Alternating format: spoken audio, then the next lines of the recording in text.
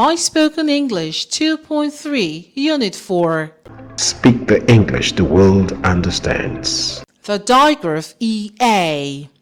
E. A digraph is two letters that stand side by side. The two letters make just one sound. Now, let's hear the sound of the digraph EA. It makes the long sound of the letter E. E. E. Listen to the sound of the digraph EA in the following words. Beads. Beads.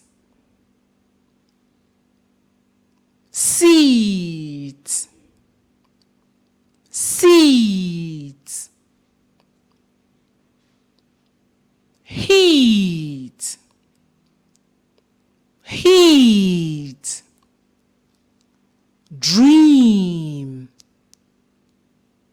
Dream. Treat. Treat. The digraph EA makes the sound E. Speak the English the world understands.